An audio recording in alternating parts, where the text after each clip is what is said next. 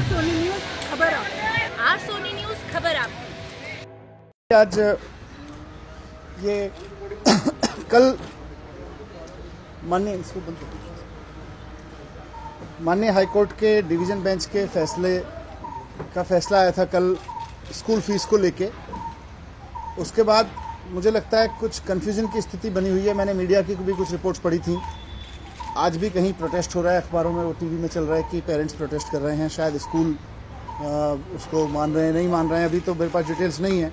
लेकिन मीडिया की रिपोर्ट्स को पढ़ के भी मुझे लगा कि कुछ कन्फ्यूजन की स्थिति है और उससे पेरेंट्स और ना कन्फ्यूज़ हों, इसलिए आज आपको बुलाया। मैं सोचा कि चीज़ें स्पष्ट कर देता हूँ। बेसिकली सुप्रीम कोर्ट के ऑर्डर्स और कानूनन स्थिति ये है कि दिल्ली में जो स्कूल रियायती ज़मीन लेके बने हैं, उन स्कूलों को फीस बढ़ाने से पहले सरकार से पूछना पड़ेगा, दिल्ली सरकार से पूछना पड़ेगा, डायरेक्टरेट ऑफ एजुकेशन से। तो ये एक बेसिक इसका प्रमाइसिस है इस पूरे विवाद का। अब जब 7th पे कमीशन आया तो 7th पे कमीशन में दिल्ली सरकार ने कहा भाई जिनके पास में सरप्लस है वो अपने सरप्लस से 7th पे कमीशन के हिसाब से टीचर्स की तनख्वाह दे दें, और जिनके पास नहीं है वो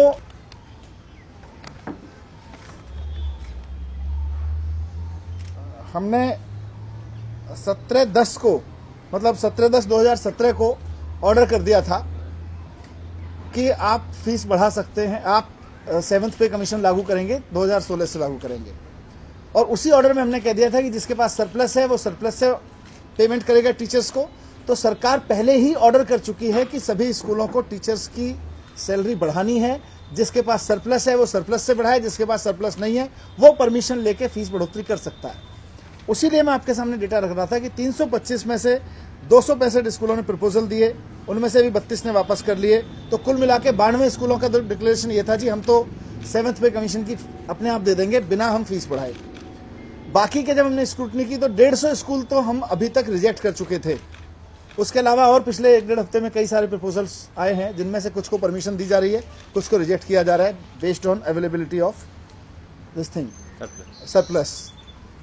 मैक्सिमम स्कूलों या बड़ी संख्या में स्कूलों के पास में 7th पे कमीशन को अगर हम एडजस्ट कर देते हैं, हमने यही कैलकुलेट किया कि 7th पे कमीशन देने के बाद भी सरप्लस बच रहा है बहुत सारे स्कूलों के पास। मैं नाम नहीं लूँगा क्योंकि मामला अभी हमें सारे फैक्ट्स माननीय अदालत में रखने हैं, इसलिए यहाँ नाम लेना ठीक नहीं है। पर कई बड़े स्कूल हैं जिन्होंने फीस बढ़ाने के ऑर्डर्स भी कर दिए हैं, इस बीच में जिन्होंने पेरेंट्स को परेशान करना शुरू किया है। मैं फिर से बोल रहा हूँ, नाम लेना ठीक नहीं है मेरे लिए, लेकिन दिल्ली के तमाम बड़े स्कूलों में से जो सबसे टॉप लेवल के स्कूल्स हैं, उनमें से वसंत कुंज में एक स्कूल है, उसके पास में 40 करोड़ का सरप्लस है। अब अगर वो 7th पे कमीशन दे रहे हैं टीचर्स को या दे भी देते हैं, उसके बावजूद उनके पास 40 करोड़ का सरप्लस है, तो फीस किस लिए बढ़ाना चाह रहे हैं? एक बड़े स्कूल के पास में कुलांची हंसराज में 10 करोड़ का सरप्लस है, एक द्वारका के स्कूल पर 38 करोड़ का सरप्लस है, एक मॉडल टाउन के स्कूल पे, बड़े फेमस स्कूल पे 7 करोड़ का सरप्लस है। और ये सारा सरप्लस ये नहीं है कि वो 7th पे कमीशन दे देंगे तब खत्म हो जाएगा।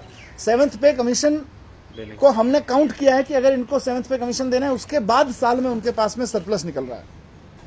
तो हम ये सारे फैक्ट्स रखेंगे। मैं चाहता हूँ कि आप भी जनता के सामने फैक्ट्स रखें कि जिन स्कूलों के पास सरप्लस है उन्हीं को फीस बढ़ाने से रोका गया है, और स्कूलों के पास में 7 करोड़, 10 करोड़, 15 करोड़, 20 करोड़ तो बहुत बड़े पैमाने पर सरप्लस निकला है। हमने कई स्कूलों के खातों की जांच की तो वहाँ ये भी निकला कि उन्होंने फर्जी कंप्यूटर परचेज दिखाए हुए हैं, कंप्यूटर एग्जिस्ट नहीं करते। उन्होंने बिना टैक्स पे हुए बिल लगा रखे हैं कि जी हमने कंप्यूटर्स की AMC ली है।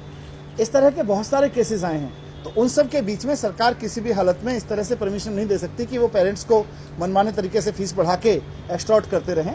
सरकार, हमने सारे फैक्ट्स कोर्ट के सामने रखे हैं, माननीय कोर्ट के सामने। अभी आने वाले समय में भी हम सारे स्क्रूटनीज को, सारे फैक्ट्स को माननीय कोर्ट के सामने रखेंगे। फिर से मैं कहना चाहता हूँ कि प्राइवेट स्कूल सिस्टम दिल्ली के एजुकेशन सिस्टम का एक हिस्सा है। हमारी प्राइवेट स्कूल सिस्टम से कोई ऐसी वो नहीं है कि हम उनकी ऑटोनॉमी पे कोई आँच आने देना चाहते हैं, लेकिन under the rule of law applicable in India, private schools profit making institutions नहीं हो सकते हैं। जो भी स्कीम ऑफ गवर्नेंस है आज देश में, private school system profit making system नहीं बन सकता है। वो ह्यूज प्रॉफिट्स कमा कमा के अपना साम्राज्य नहीं फैला सकते हैं। हमारे सारे जितने भी हमारे कदम हैं उसके लिए हैं। टीचर्स की सैलरी बढ़ाने का क्लियरेंस हम पहले ही दे चुके हैं, ये कन्फ्यूजन कहीं से नहीं होना चाहिए। टीचर्स की सैलरी बढ़ाए जाने के बावजूद बहुत सारे स्कूलों पे सरप्लस है, वो उससे पर वो नहीं बढ़ा रहे हैं बल्कि और पेरेंट्स को चार्ज करना चाहते हैं। तो मैं आपके माध्यम से जनता को कम्युनिकेट करना चाहता हूं कि माननीय हाई कोर्ट ने, डबल बेंच ने अभी इसको स्टे किया है। आज भी कुछ लोग मैंने सुना कि स्कूल के सामने प्रदर्शन चल रहे हैं।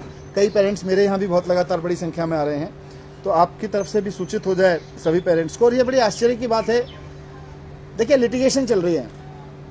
अगर वो स्कूल इस बात को फॉलो कर लें कि 7th पे कमीशन बढ़ाने के बावजूद हमारे पास में, टीचर्स को 7th पे कमीशन के तहत सैलरी देने के बावजूद हमारे पास में सरप्लस पैसा है, तो झंझट ही खत्म हो जाएगा। अब बड़ा आश्चर्य है कि बच्चों से फीस लेके, बच्चों से कलेक्ट की गई फीस से बड़े बड़े वकील हायर किए जा रहे हैं कोर्ट में मुकदमा लड़ने के लिए कि हमको बच्चों की फीस बढ़ाने दी जाए।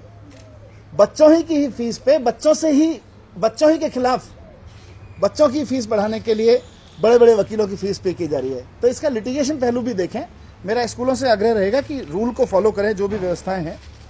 तो एक तो आपके समक्ष ये चीज़ रखनी थी। दूसरा, आपको पता होगा कि हमने एक ये स्कूल से रिलेटेड ही है, गवर्नमेंट स्कूल्स में हमने एंटरप्रेन्योरशिप कार्यक्रम लागू किया है। मेरा मानना है कि देश में बेरोजगारी की समस्या हल करने के लिए सबसे बड़ा कदम और सबसे बड़ा प्रयोग दिल्ली के सरकारी स्कूलों में एंटरप्रेन्योरशिप कैरिकुलम लागू करना है। देश में इकोनॉमिक ग्रोथ का सबसे बड़ा आंसर एंटरप्रेन्योरशिप कैरिकुलम लागू करना है। इसके दो वजह हैं, क्योंकि आज की तारीख में हम किसी भी स्कूल में जाते हैं, मैं वहाँ खुद बच्चों से पूछता रहा हूँ, जाके बच्चों से हम पूछते हैं कि भाई आप में से कौन कौन नौकरी करना चाहते हैं। 99% बच्चे हाथ उठा के कहते हैं कि हम नौकरी करना चाहते हैं। तो सवाल ये खड़ा होता है कि जब हमारे स्कूलों में पढ़ने वाले सारे बच्चे नौकरी करने वाले बनेंगे तो नौकरी देने वाला कौन बनेगा? नौकरी देने वाले कहाँ से आएंगे? तो इसका मतलब देश में तो रोजगार आ नहीं सकते। फिर रोजगार उन देशों में आएंगे जहाँ लोग अपने देश में बच्चों को नौकरियां देना सिखा रहे हैं, रोजगार करना सिखा रहे हैं। उसके डबल नुकसान है देश में। एक तो रोजगार कम होते चले जा रहे हैं, हमें विदेशी रोजगारों पर निर्भर रहना पड़ रहा है। और दूसरा, अब हम अपनी बेस्ट मेहनत करके एक बच्चा तैयार करके IIT या IIM से निकालते हैं या किसी बड़े इंजीनियरिंग मैनेजमेंट प्रोफेशनल कॉलेज से निकालते हैं। वो बच्चा अमेरिका की किसी कंपनी में कुछ प्रोडक्ट बनाता है, उसका वो प्रोडक्ट दुनिया में कहीं भी बिकता है तो प्रॉफिट अमेरिका को जाता है। हमारे देश की इकोनॉमी में सिर्फ सैलरी का कॉन्ट्रीब्यूशन आता है। तो इंडिया की इकोनॉमी भी ग्रो नहीं करती और इंडिया में अनएम्प्लॉयमेंट भी बढ़ रहा है। तो इसको लेके हमने एक सबसे बड़ा प्रयोग जो शुरू किया, फरवरी महीने में हमने इसको लॉन्च किया था कैरिकुलम को। 1 अप्रैल से हमारा ये पायलट शुरू हुआ है। 4 दिन हो गए आज इस पायलट को चलते हुए। 24 स्कूल्स में हमने, सरकारी स्कूल्स में 9th 10th और अभी 11th तो आएगा थोड़े दिन में रिजल्ट के बाद, लेकिन 12th 11th को जो 12th में प्रमोट किया है, तो 9th 10th एंड 12th की क्लासेस में एंटरप्रेन्योरशिप कैरिकुलम के पाठ्यक्रम चल रहे हैं। 24 स्कूलों में 6000 बच्चे करीब रोज़ाना, लगभग मैं समझता हूँ 200 से ज़्यादा क्लासरूम्स में रोज़ाना क्लास लग रही हैं और 350 के करीब टीचर्स इसको पायलट फेज़ में कर रहे हैं। इसको जुलाई से पूरे सारे स्कूलों में लागू किया जाएगा। पर 4 दिन के फीडबैक के आधार पर मैं कह सकता हूँ कि देश में बेरोजगारी की समस्या का सबसे बड़ा समाधान एंटरप्रेन्योरशिप कैरिकुलम निकलेगा। देश में इकोनॉमिक स्लो डाउन या आर्थिक प्रगति का सबसे बड़ा रास्ता एंटरप्रेन्योरशिप कैरिकुलम से निकलेगा। 4 साल बाद मुझे पूरा यकीन है कि जो बच्चे आज 12th में हैं या 11th में हैं, 3-4 साल बाद अपनी कॉलेज की डिग्रियां जब ये लेके निकलेंगे तो दिल्ली में लाखों लोग ऐसे होंगे, लाखों नौजवान ऐसे होंगे जो नौकरियां ढूंढ नहीं रहे होंगे बल्कि नौकरियां देने के माइंडसेट के साथ खड़े होंगे। तो मैं आप लोगों से भी रिक्वेस्ट करूंगा कि जहां जहां हो सके एंटरप्रेन्योरशिप कैरिकुलम की जो क्लासेस चल रही हैं वहां जाएं, लोगों से मिलें, बच्चों से मिलें और इसको थोड़ा सा टीचर्स का और बच्चों का भी हौसला बढ़ता है। ये 2 चीज़ें मुझे आपके सामने रखनी सर, देश के लोग स्कूलों में पर और बताएं। हाँ जी, जो बाकी स्कूल है 150 के अलावा, 92 के अलावा, तो टीचर्स की सैलरी कैसे बढ़ाएंगे? ये फीस बढ़ाकर या कैसे? नहीं, हमने उनकी बहुत सारे के तो, क्योंकि 150 की तो हम बहुत पहले रिजेक्ट कर चुके थे और धीरे धीरे स्क्रूटनी करके जिनको अलाउ कर रहे हैं, मुझे लगता है, I don't have the figure right now, but बाकी की क्योंकि और टाइट स्क्रूटनी करने की जरूरत पड़ी थी, तो लगभग half of them are being और हैव बीन अलाउड।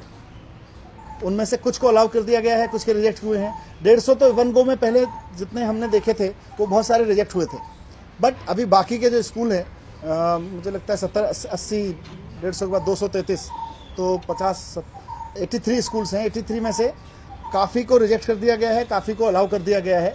बट ये सारा मामला 7th पे कमीशन से जोड़ के ऐसे पेश किया जा रहा है जैसे कि दिल्ली सरकार टीचर्स की सैलरी नहीं बढ़ने देना चाहती। दिल्ली सरकार ने 2017 में ऑर्डर कर दिया है कि 7th पे कमीशन लागू करें। जिनके पास पैसा है वो अपने पैसे से सरप्लस से लागू करें, जिनके पास सरप्लस नहीं है वो परमिशन लेके लागू करें। यहाँ ये था। वो अभी प्रोसेसिंग चल रही है, वो अब हम कोर्ट में देंगे। यस, ये DDA लैंड के ओनली DDA लैंड। तो जिन DDA लैंड पे किसी स्कूल ने बढ़ाई है तो गलत की है, उसमें वो प्रोविजन लागू नहीं होता है, उसमें वो प्रोविजन नहीं होता। पर वो अभी नहीं, तो उन्होंने तो पहले ही बढ़ा दी होगी ना।